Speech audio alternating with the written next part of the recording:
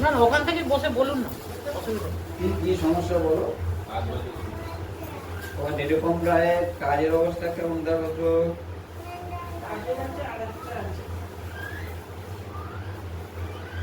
কাজ বাজের অবস্থা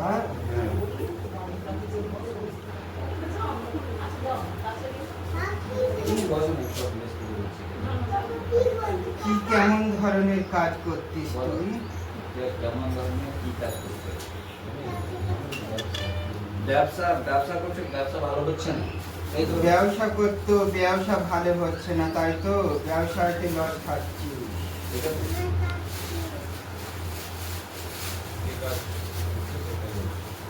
যেই পথে যাচ্ছিস, যেই ডাল ধরছিস, সেই ডাল ভেঙে যাচ্ছে, তাই তো ব্যবসায় উন্নতি দিতে পারছিস না।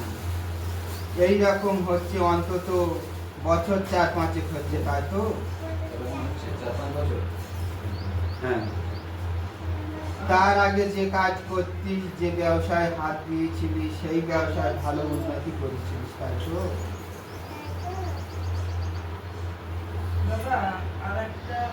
বলছি একটা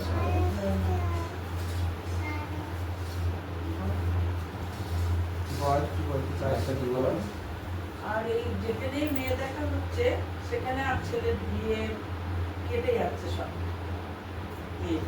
যেখানেই সম্বন্ধ যা কিছু করছি, সেখান থেকে সম্বন্ধ কেটে যাচ্ছে, তাই তো?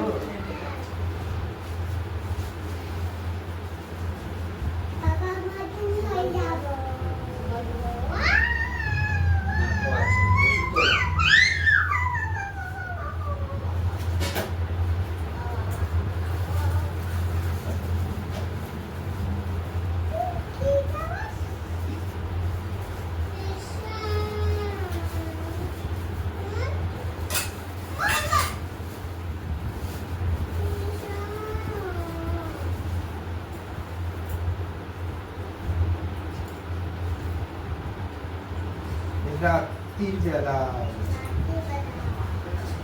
যখন ঘরে থাকি,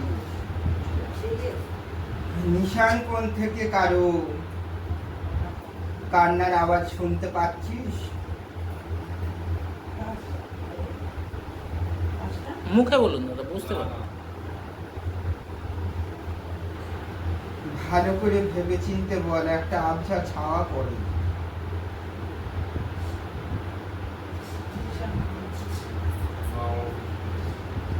বুঝতে পারছেন?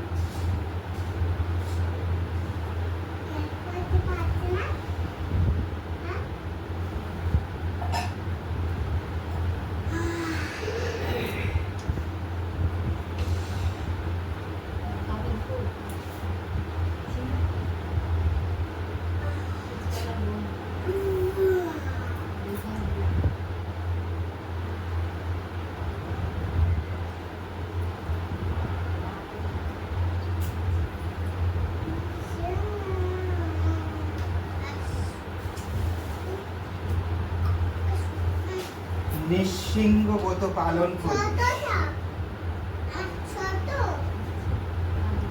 নিঃসিংহ মন্ত্র জপ করি,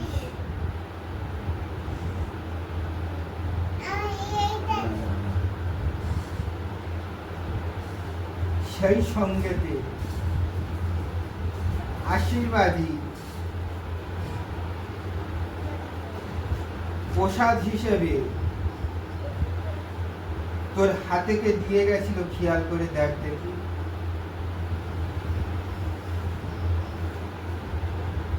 কেউ একজন প্রসাদ দিয়েছে আপনাকে, আশীর্বাদী হিসাবে বলে দিয়েছে, আপনার হাতে দিয়েছে প্রসাদ। সেইটা আবার বলেছে খুলে দেখবি নি, এইটা বাড়ি মধ্যে রেখে দিবি। প্রসাদ দিয়েছিল, বলেছিল যে প্রসাদ নিয়ে গিয়ে বাড়িতে খুলে দেখবেন, বলছে না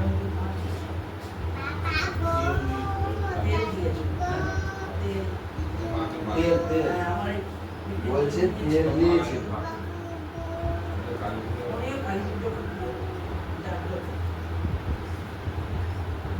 তারপরের থেকে ব্যবসার খুব জোর দশা।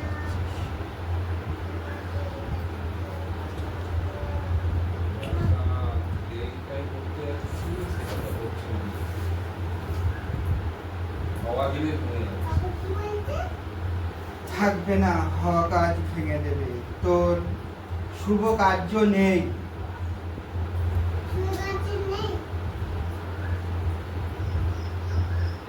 আর শুভ কোনো কিছু কাজ হতে দেবে না। কেন বাবা বলুন। ওর মাঙ্গলিক দোষ করে দিয়ে বেঁধে দিয়েছে।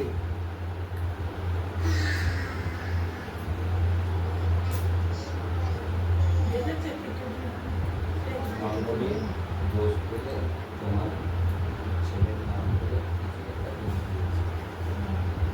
তার জন্য এই কেসটা করছি। তার জন্য কি করতে হবে এখন? দেখ, কি করতে হবে তো পরের কথা। বাস্তবে যা আমার কাছে যেখানে বিশ্বাস ভাবে এসেছিস, যেখানে এক কথা, তা তোর কি মাঙ্গলিক দোষ করে কি করে আজকে তোর ঘরের মধ্যে দিয়ে বসিয়ে পুঁতে রেখেছে জিনিস, সেই জিনিস আমি তোদের সামনে নিয়ে আসবো কিছু জিনিস। তারপরে তোরা দেখবি, তারপর তোরা আমাকে বিশ্বাস করবি, তারপরে যে কাজের কথা বলবো সেই কাজ করবি। কাজ করলে সেই মাঙ্গলিক দোষ অন্তত ভালো করেই জানিস বাবা, তুই আমার যেকালে সখার মালা ধারণ করছিস, সখার জপ করছিস, মাঙ্গলিক দোষ, সেই সমস্ত দোষ সেইগুলো কাটে অন্তত 7.5 বছর লাগে কাটতে। সেই জিনিস আমি কাটবো 1.5 বছরের মধ্যে।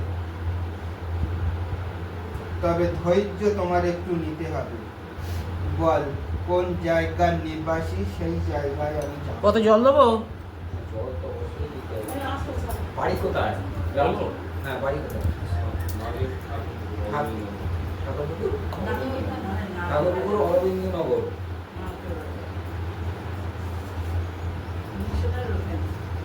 আয় নন্দী, আয় দেখি যাই, আয় তাল বেতাল আমার দরজায় পাহারা থাক। আয় নন্দী, আয়। আপনি বাস্তবে যাবে, ললিতা বিশাখা, বাড়িতে যাচ্ছে। জয়া বিজয়া, কি পোতা আছে তুলে নিয়ে আসবে। তোরা তোদের মায়ের চরণ সেবা সামনে ফেলবে, কি পোতা আছে। যাই দেখি আমি আনতে ভক্তের বাড়ি।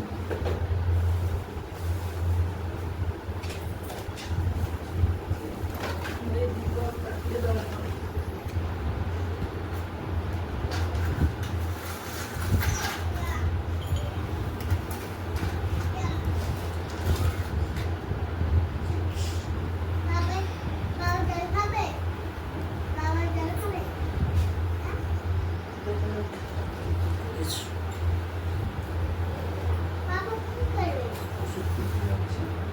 হ্যাঁ, ওষুধ কিনতে যাচ্ছি।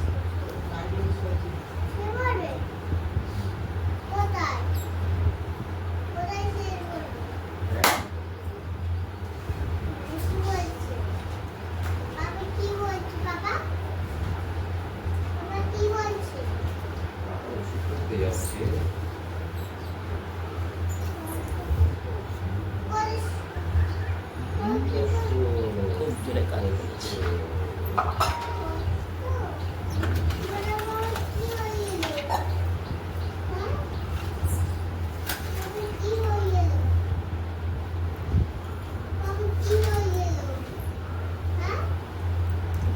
কিচ্ছু নেই। কিচ্ছু নেই।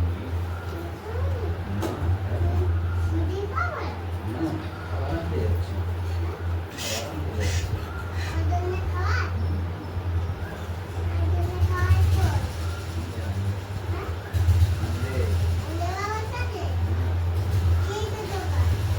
ওই ফেলেছে বাবা, কত, ওই তো তোমার হাঁটু বাবা, ওইদিকে কত।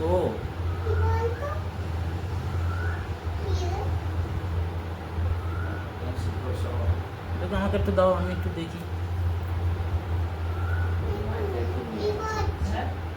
তোমাদের বাড়িতে করে এই বাড়িতে ছিল।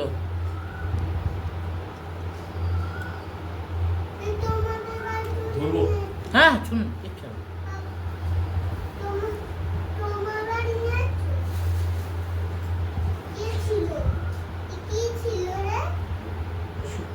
যেটা পোতা ছিল সেটা তুলে চলে যা, আর এখনো আছে।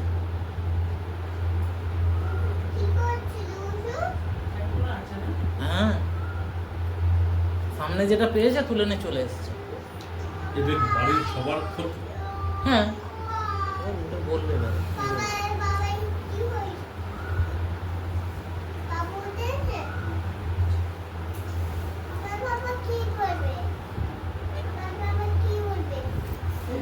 কি বলবে। কি করবো মা? ভালো যাতে হয় সেটাই করবো। কি বলবো তোমার কাছে?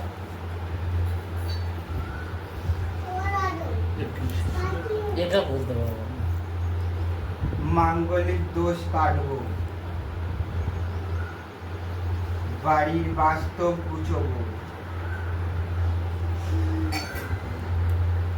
তারপর ছেলে যেখান থেকে সম্বন্ধ করবি, যাই করবি, সেই সম্বন্ধ তবে ঠিক হবে, তবে ছেলের বিবাহ দিতে পারবি। আর যে ব্যবসায় যাচ্ছে সেই ব্যবসা ঠিক করতে পারবে, সেই ব্যবসা থেকে লাভ করতে পারবে। কিন্তু তার আগে ছেলের মাঙ্গলিক কাটাতে হবে, তোর বাস্তব ঠিক করতে হবে। করে হবে ছেলের এর জন্য 5টি পিতলের ঘটি, 5টি ত্রিশূল, 1 লিটার সর্ষের তেল, একটা মাটির প্রদীপ, 1 মিটার শালু কাপড়, 2টো কাঁঠালি কলা, 100 গ্রাম দই, 9টা পান, 9টা জবা ফুলের কুঁড়ি, একটা চাল কুমড়ো আর 4টে যে কোনো ফল, 100 কাঠি ধূপ, শ্বেত সরিষা, গোলাপ জল, একটি নীল ফুলের মালা লাগবে, 108টা আফুলো কাঁঠাল গাছের পাতা, আর একটা মাপের কলমি শাক দিয়ে এর মাঙ্গলিক দোষ কাটবো, এর বাস্তব গুছাবো।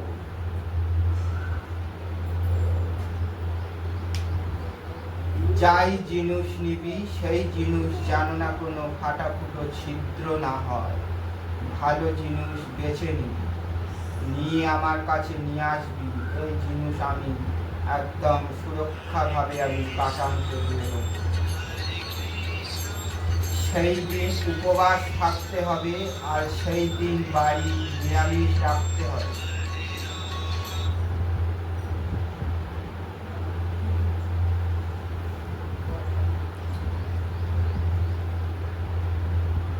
দিয়ে এই সমস্ত কাজ করে, আর আমার মালায় থেকে 5টা নীল অপরাজিতা ছিঁড়ে দিবি। এই নীল অপরাজিতা নিয়ে সবসময় ছেলে তার পাশের মধ্যে রেখে দেবে, কোনো জায়গায় দেখাশোনায় গেলে সেইটাকে প্রণাম করে নিয়ে সাথে করে নিয়ে যাবে। এই সমস্ত জিনিস লাগবে। এবার এই জিনিস নিজেরা কিনে এনে দিতে পারো, বা আমাদের কাছে আমার ডান দিকে যে বসে আছে তার সাথে কথা বলে নিতে পারো, তাদের কাছে ধরে নিতে পারো। তারা সব জিনিস জোগাড় করে এনে দেবে, সব কিছু তোমরা শুধু তাদের সেই মূল্য ধরে দেবে, দিলে তারা সমস্ত কিছু জোগাড় করে নিয়ে আসবে। তোমরা শুধু সেই দিন চলে আসবে, এসে তোমরা বসে কাজ করে যাবে, তোমাদের কাজ হয়ে যাবে।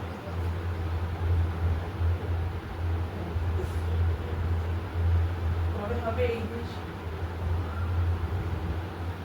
যদি লিখে দিয়ে হ্যাঁ। জিনিসপত্রগুলো আপনারা কিনে আনতে পারবে তো, কিন্তু দুটো ফাটা ছাড়া আপনার সব চলবে না, হ্যাঁ। সব বার হয়ে যাবে। আর আর আপনি আর যদি আমাদের উপর সমস্ত দায়িত্ব দিয়ে দিন, তোমাদের কিচ্ছু আনতে হবে না, হ্যাঁ। তাহলে আমাদের 8,000 টাকা লাগবে। আর যদি যদি তোমরা সমস্ত সব কিছু নিয়ে আসো তাহলে 3,000 টাকা দিলে আমার কমপ্লিট হয়ে যাবে।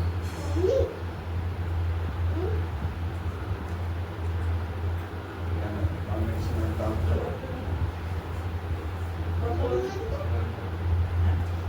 তোমরা যদি কিনে আনো তাহলে 3,000 টাকা দিতে হবে, আর আমাদের উপর সমস্ত সব কিছু ছেড়ে দিলে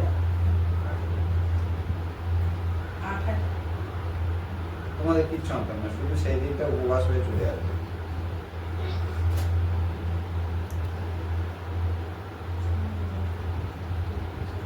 তাহলে যদি আমাদের উপর ছেড়ে দেয় তাহলে সোমবারের আগে 8 টাকা সামনে সোমবার হবে? সামনে সোমবার তো নীলের বাতি। বাবা হবে কি সামনে সোমবার? ওরা যদি রেডি করতে পারে করে তোমরা যদি রেডি করতে পারো করে দেবো।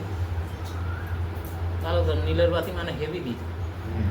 একদম। দিনটাও খুব কম ভালো। হবে না বাবা? কম সময় দেখছো তো বেশটা কি আছে? ভিখারি তো।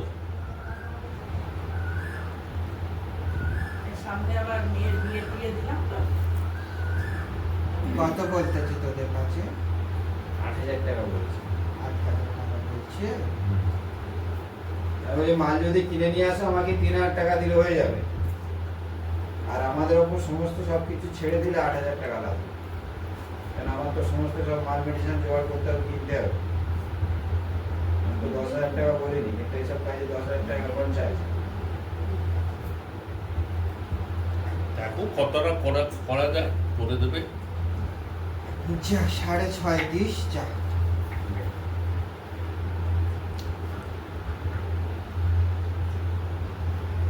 তুই কন্যাদান থেকে উঠেছিস তো,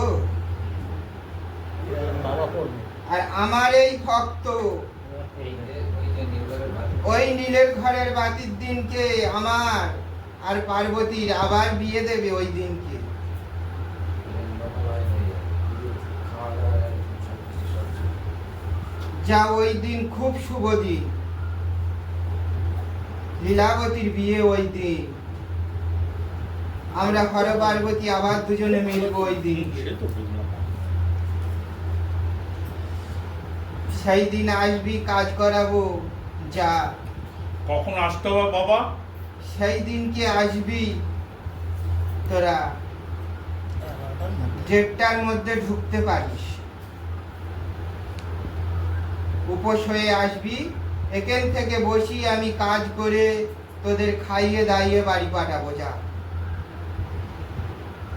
খাওয়া দাওয়া সব এখানেই হবে। ঠিক আছে, খাওয়া দাওয়া সব এখানেই করিয়ে দেবে। ঠিক আছে, কোনো ব্যাপারে না। আমরা তো আরো ছাড়া হবে, হ্যাঁ সেদিনে কারো ছাড়া হবে না, সব খেয়ে দিয়ে যাবে। এগুলো কে করতে পারে বলো তো বাবা? এইগুলো মনে করে দেখ তো তোর ওপরে কে খুব খুশি, হাসতেছে কে দেখ। তুই যখন দুঃখে পড়তেছিস তারা খুব হাসতেছে, তোর দরবারে আসতেছে, তোর কাছ থেকে জিজ্ঞাসা করে নিয়ে যাচ্ছে, হ্যাঁ রে তোর কি ব্যাপার, সম্বন্ধ করে কিছু সম্বন্ধ হয়েছে, শুনে নিয়ে মুচকি হেসে চলে যাচ্ছে। প্রতিবেশী হবে না? হ্যাঁ আমার তো দেখে বসে থাকি না, যে দেখার থাকা সময় যাবে, থাকি না। হ্যাঁ যে ঘরে থাকা তারা থাকে। জায়গা তো ফাঁকাই আছে, বসিয়ে দিয়ে হয়ে যাচ্ছে কাজ। ঠিক আছে, আগামী সপ্তাহে করে দাও। যাতে ছেলের ভালো ভালো, এখান থেকে কেউ খালি হাতে ফেরে না। দে আমার মালায় থেকে 5টা নীলকণ্ঠ ফুল ছিঁড়ে দে ওদের হাতে, ওরা নিয়ে যা। আমি ছোবো? হ্যাঁ এই স্নানে জলটা করো। আচ্ছা।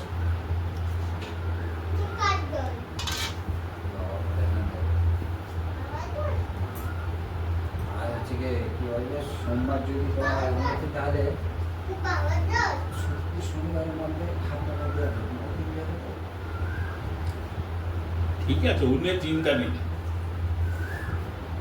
না না হলে তো আমি সোমবার করতে পারবো না। না তোমার হাতে দেবো বাবা, না ওনাদের হাতে দিয়ে দেবো? সরাসরি ভক্তদের হাতে কেন? দিয়ে দে। ওটা তোমার পাশের মধ্যে দেবো। কেন? কি করবো ওটা? আরেকবার বলে দাও বাবা। এই যে 5টা অপরাজিতা ফুল দেয়া হলো, হুম। এই ফুলটা ছেলের পাশের মধ্যে রেখে দিতে বলবি। এই হলো আমার আশীর্বাদী ফুল। হুম।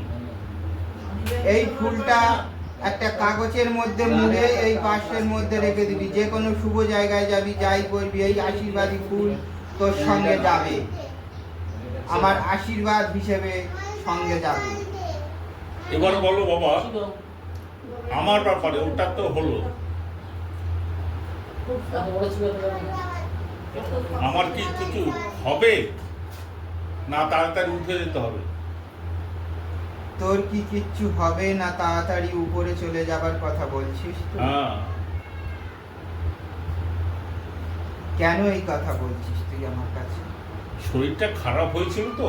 আমার দরজায় যে এসেছিস, ফিরে যাবি, অসুবিধা কিচ্ছু হবে না রে।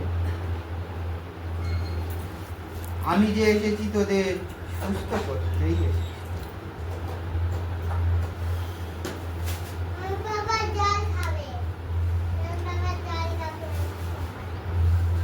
এটা কি এই যে শিকড়টা উঠেছে, এটা কি ঘরের সবার জন্যই ক্ষতি হয়েছে? হ্যাঁ, এর তাড়নায় বাড়ির যেই কজন মানুষ আছি, সবার ওপর দিয়ে কিছু না কিছু হলেও বয়ে যাচ্ছে। এটা কত বছর আগে করেছে? এইটা করেছে, সেই দিন পড়েছিল সূর্যগ্রহণ। সূর্যগ্রহণে পঞ্চশক্তি, এই পঞ্চশক্তি আমাদের যে শক্তি হয়, শুভ শক্তি চন্দ্রগ্রহণ আর সূর্যগ্রহণ, এই সময় চলাকালীন আমাদের পঞ্চশক্তি পঞ্চ ইন্দ্রিয়কে বাঁধা হয়, আমরা আটকে যাই সেইটুকুনি সময়ের জন্যে।